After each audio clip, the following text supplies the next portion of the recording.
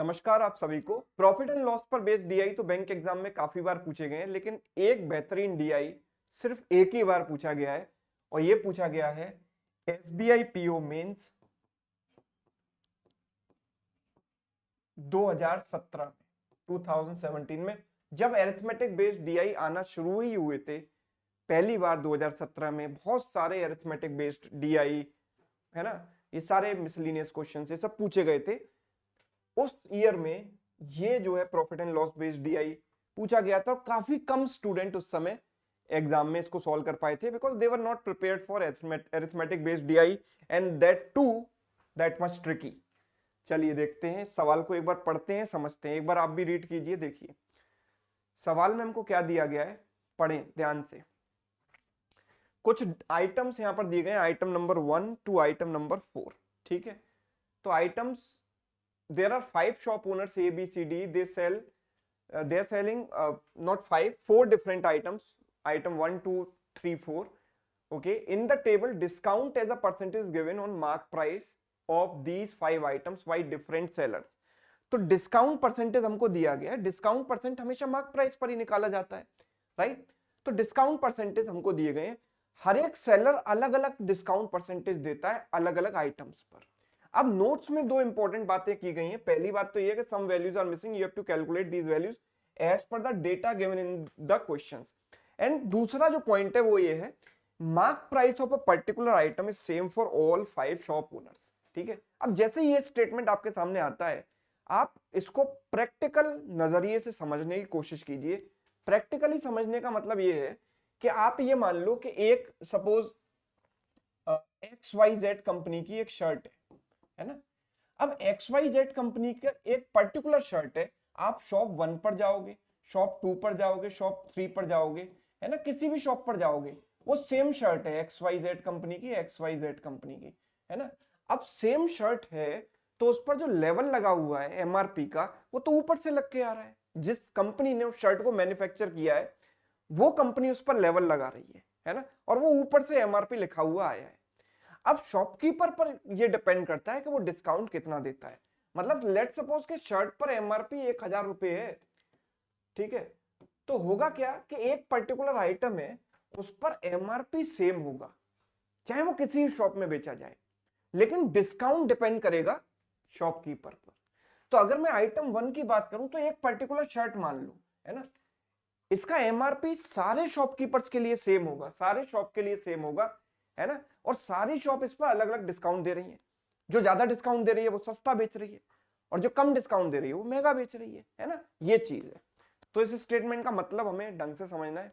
और पहला सवाल है हमारे पास ये सवाल, देखो, if the profit percentage of seller A after selling item 2 is S% and that of seller C for the same item is 2S minus 4%, ratio of the cost price of the item 2 by seller A and seller C is 17:21, find the value of। देखो क्या बेहतरीन सवाल SBI ने बनाया है ना, आज से 7 साल पहले 2017 में। तो एक बार सभी लोग वीडियो को पॉज करके खुद से एक बार ट्राई कीजिए, फिर हम इसको डिस्कस करते हैं।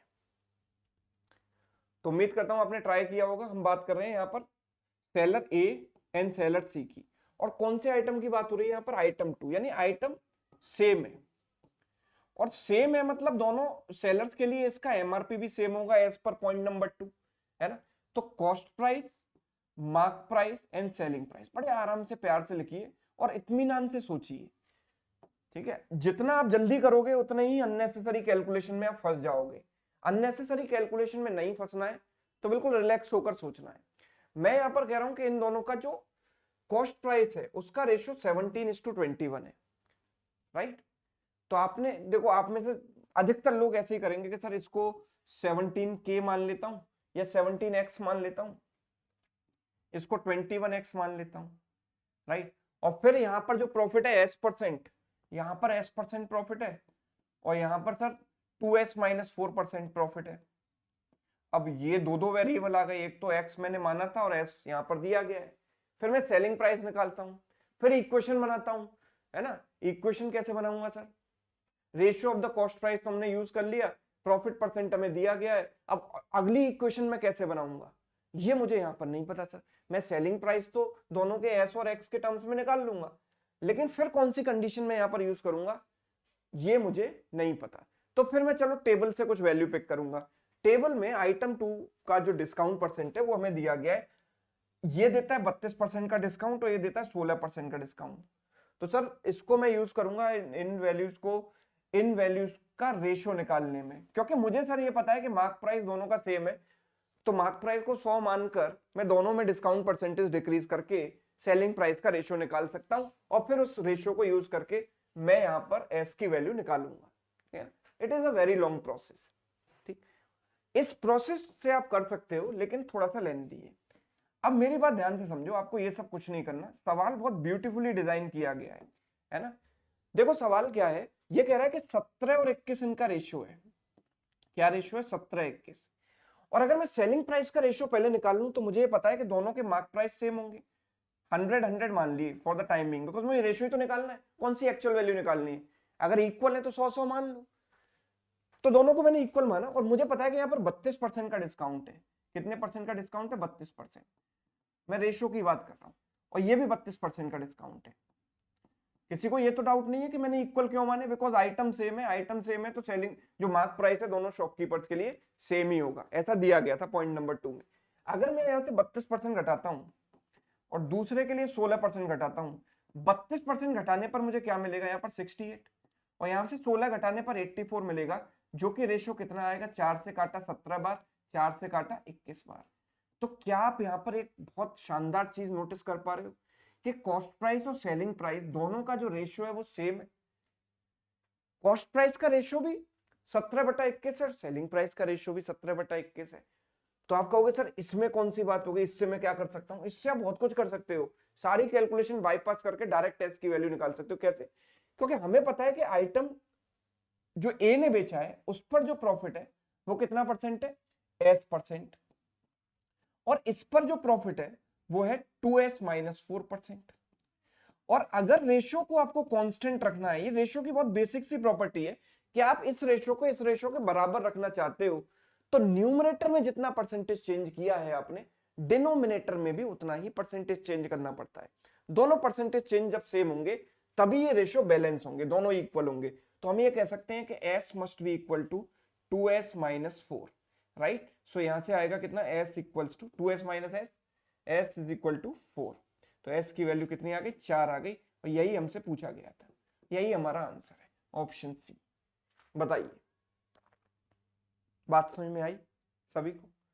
कितना शानदार सवाल था। इसको आप बहुत लंबे प्रोसेस से भी कर सकते थे और अगर डेटा को आपने थोड़ा सा नोटिस किया तो 2 सेकंड में भी सॉल्व कर सकते हो।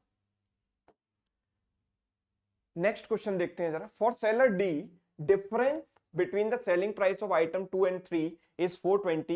Sum of the mark price of item 2 and 3 by the same seller is 6,000. Then the mark price of item 2 is what percent less than that of item 3 by the same seller. Selling price of item 2 is greater than that of 3. Okay भाई, तो एक काम करते हैं, देखो एक बार आप video को पॉज करके खुद से जरूर ट्राई कीजिएगा। सेलर डी की यहां पर बात हो रही है ना, सेलर डी की बात हो रही है। Difference between the selling price of item 2 and 3 is this, ठीक है। सेलिंग प्राइस का डिफरेंस इतना है सेलर डी के लिए, और डिफरेंट आइटम्स है। जब भाई आइटम अलग अलग हो गए तो मैं मार्क प्राइस सेम नहीं ले सकता। आइटम अगर सेम रहता तो मैं मार्क प्राइस सेम ले लेता, भले ही सेलर अलग अलग हो। लेकिन अगर आइटम डिफरेंट है तो दोनों के मार्क प्राइस हम सेम नहीं ले सकते, दोनों को हमें डिफरेंट लेना पड़ेगा।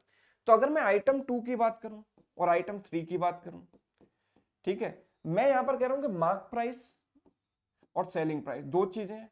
मान लो इनको, मैंने मान लिया कि भाई इसका जो मार्क प्राइस है वो 100x है and this is what 100y।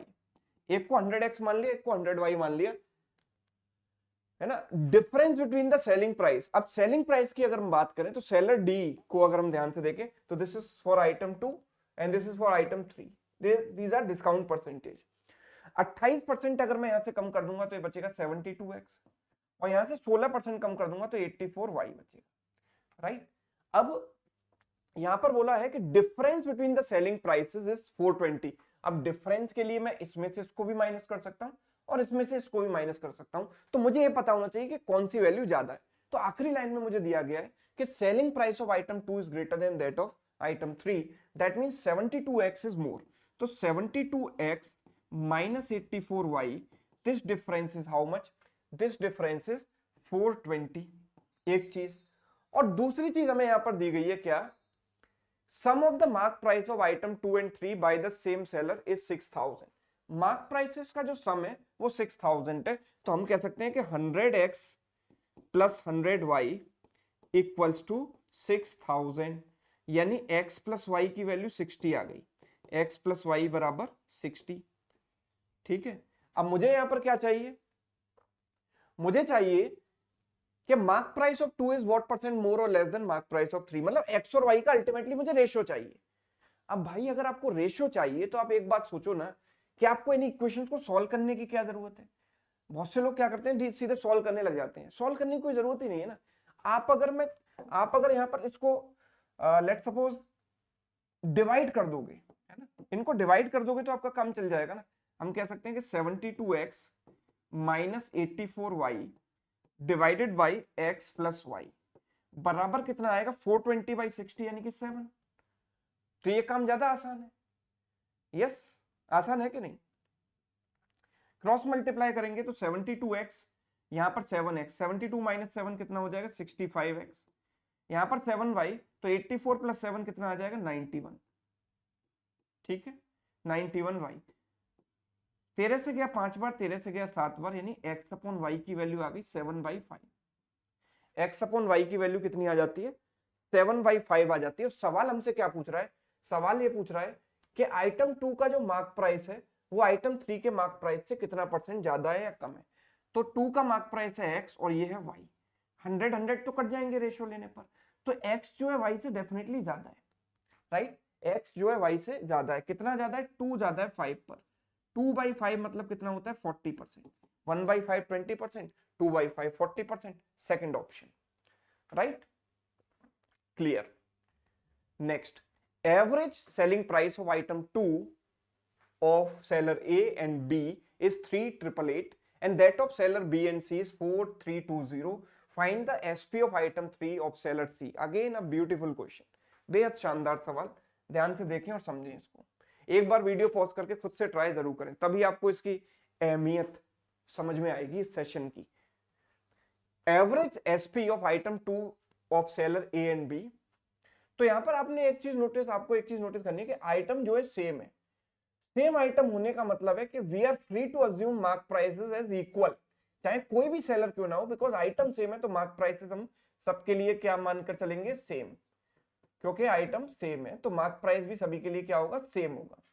और अगर मार्क प्राइस सेम है तो आप जरा यहां पर देखो कि selling price of A and B, average of A and B मतलब ए प्लस बी बाई 2, ये यहां पर सेलिंग प्राइस की बात हो रही है। Average is 3888 and that of B and C यानी बी प्लस सी बाई 2, ये इनके सेलिंग प्राइस है, इनका एवरेज 4320 है। Find the selling price of item 3 of seller C. ठीक है, अब देखो आइटम 3 ऑफ सेलर सी यहां पर बोला गया है। कैसे करेंगे भाई इसको? ध्यान से समझने। हम एक काम करते हैं, इसमें से इसको माइनस कर देते हैं सबसे पहले। इसमें से मैंने इसको माइनस किया तो हमें क्या मिला? C minus A by 2, C minus B से बी कट जाएगा and that is equal to what? This is 2 and 11 minus 8 यानी 3, 42 minus this is what? 4, 432। C minus A बराबर 864, राइट? 864। यहां पर डेफिनेटली आइटम 3 नहीं होना चाहिए। अगर आइटम 3 होगा तो हम नहीं निकाल पाएंगे इसको, है ना, क्योंकि आइटम 2 की बात हो रही है तो आइटम 2 के लिए ही निकाल सकते हैं ना। ये मिसप्रिंट हो गया थोड़ा सा, इसको ठीक कर लो। आइटम 2 होगा तो C minus A is what? 864। ये क्या आया? इनके सेलिंग प्राइस का अंतर, क्योंकि एबीसी मैंने क्या माने थे? इनके सेलिंग प्राइस माने थे। तो इनके सेलिंग प्राइस का डिफरेंस 864 आ रहा है, जबकि इनके मार्क प्राइस तो सेम थे।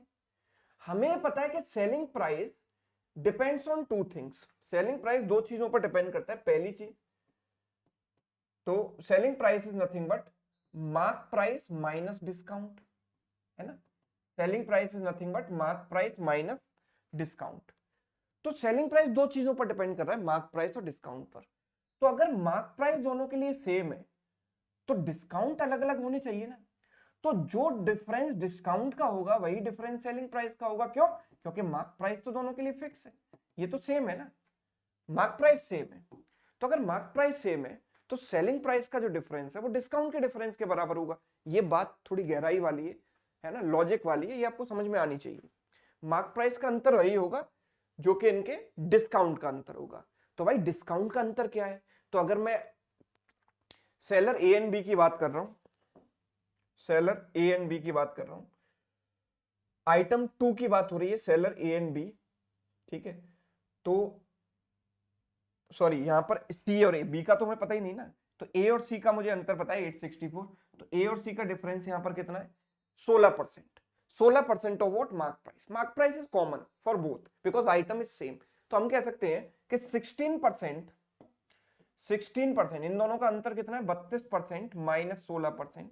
जो भी डिस्काउंट में अंतर होगा, जो भी डिस्काउंट में डिफरेंस होगा, वही डिफरेंस सेलिंग प्राइस में होगा। क्यों? क्योंकि मार्क प्राइस तो फिक्स है, सेम।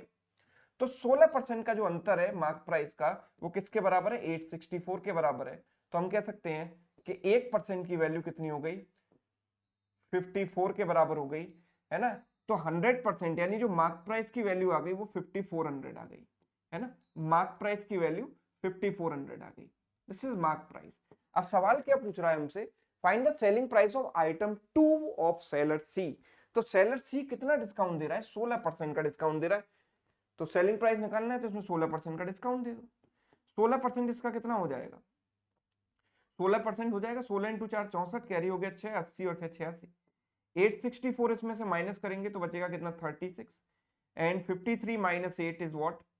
53 minus 8 is what? 45। 4536 मेरा आंसर आ रहा है।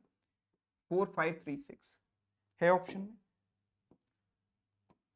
4536 4536, यस, ऑप्शन ए, राइट। देखो ये सवाल वही कर सकता है जिसको कॉन्सेप्ट के साथ साथ लॉजिक भी लगाना आता है ना, जिसने कॉन्सेप्ट वाकई में सीखे हैं, जिसने केवल फॉर्मूले और ट्रिक से जो है प्रॉफिट लॉस खत्म कर लिया, उसके लिए सवाल नहीं है। ठीक है, नेक्स्ट क्वेश्चन यहां पर देखते हैं क्या है। देखो, if the selling price of item 1 and 3 for seller E are in this ratio and the seller earned a profit of 25% which is 750 on item 1 and 20% on item 3, find the total profit by selling item 1 and 3 together by the same seller। एक बार video को pause करें और try करें और देखें कि आपको यहाँ पर सॉल्व करने में कितना समय लग रहा है और कितना कॉम्प्लेक्स है ये सवाल। चलो देखते हैं, उम्मीद करता हूं आपने ट्राई कर लिया होगा। One and sorry, item 1 and item 3 की बात हो रही है एंड एक ही सेलर की यहां पर बात हो रही है, सेलर ई की, राइट। सेलर ई की बात हो रही है। यहां पर कॉस्ट प्राइस और सेलिंग प्राइस की हम बात करते हैं, है ना। मार्क प्राइस की जरूरत पड़ेगी तो बीच में लेकर आएंगे। सवाल कह रहा है कि पहले वाले पर यानी seller earned a profit of 25% on item 1। 25% profit होने का मतलब यहां पर है, यहां पर 25% का प्रॉफिट हुआ, इसका मतलब ये जो रेशियो है वो 4:5 है ना। और 20% ऑन आइटम 3, 20% प्रॉफिट का मतलब 20% का मतलब होता है 1/5, मतलब 5 रुपए की चीज को 1 रुपए बढ़ाकर यानी 6 में बेचा, 6 रुपीज में बेचा। तो हम ये कह सकते हैं कि इनके जो सेलिंग प्राइस का रेशियो 5:6 यहां पर दिया गया था वो ऑलरेडी सेटिस्फाई हो रहा है। अगर नहीं होता तो हम करा देते रेशियो में किसी ना किसी से मल्टीप्लाई करके, लेकिन ये तो पहले सेटिस्फाई हो रहा है तो कुछ करना ही नहीं है। हमें क्या दिया गया है? हमें दिया गया है कि यहां पर 750 रुपए का प्रॉफिट है पहले वाले पर। तो यहां पर जो प्रॉफिट आ रहा है ना वो 750 का है, यानी जो एक यूनिट की वैल्यू है वो 750 है। एक यूनिट की वैल्यू अगर 750 है, पूछा क्या है? Find the total profit on item 1 and 3 together. तो यहां भी एक यूनिट, यहां भी एक यूनिट, टोटल कितना होगा? 2 यूनिट। 2 यूनिट की वैल्यू कितनी हो गई? 1500 हो गई, हुई कि नहीं? यस, 1500। Quite simple. और अगर आप यहां से जबरदस्ती डिस्काउंट को बीच में ले आते तो यही सवाल कॉम्प्लिकेटेड हो सकता था। एक सवाल यहां पर बचा हुआ है, ये सभी लोग होमवर्क में ट्राई करेंगे, ठीक ठीक है, और कमेंट करके सभी लोग इसका आंसर मुझे बताएंगे। तो ये डीआई आपको कैसा लगा कमेंट करके जरूर बताइएगा। अगर अच्छा लगा है तो दोस्तों के साथ ज्यादा से ज्यादा शेयर कीजिए और अगर आप चैनल पर नए हैं तो ऐसे ही खूबसूरत टेक्निक सीखने के लिए चैनल को सब्सक्राइब कर लो। Thank you so much.